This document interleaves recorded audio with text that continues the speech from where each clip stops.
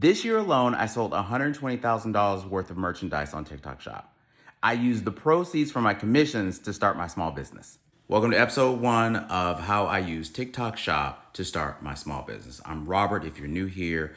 I'm a lifestyle specialist, and I started a small candle and fragrance business using the proceeds from TikTok Shop. I'm going to take you step by step as best I can to show you the steps that I used to start this business. Now, I want to preface this by saying this may not be how you do it, but I want to give those of you who don't know how to start, don't know what to do, I want to give you some guidelines and some encouragement on things that you can think about.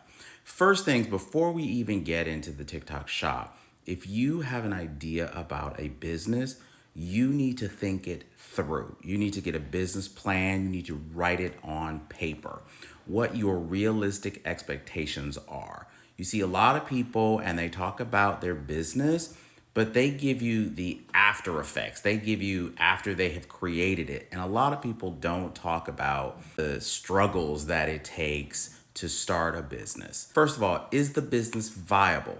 Is it something that people will purchase? Is it a goods or services that is useful? How much time is it going to take of you to create this business?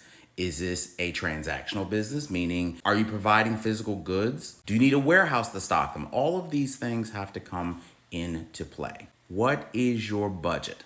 This is the number one thing that people just screw up. And I think I did a little bit too. You have to ask yourself, how much money do I have going into this business? Meaning, how much is it going to take for me to start it? Do I need a physical space? Do I need employees, or is it just me? Is it a part-time thing on the side, or am I going all in on this?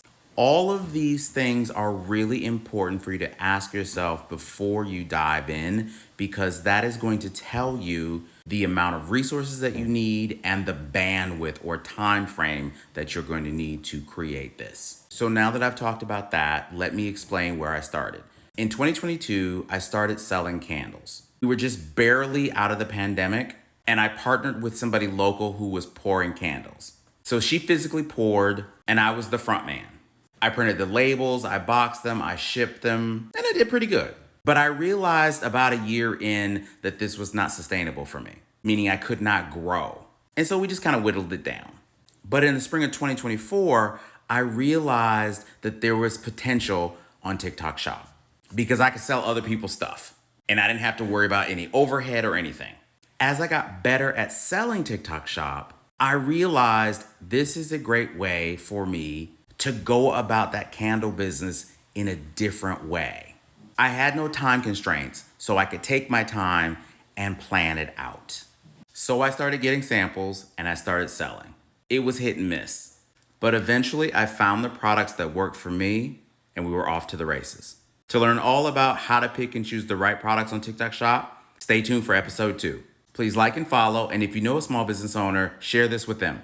If you have questions about what we've covered, leave them in the comments.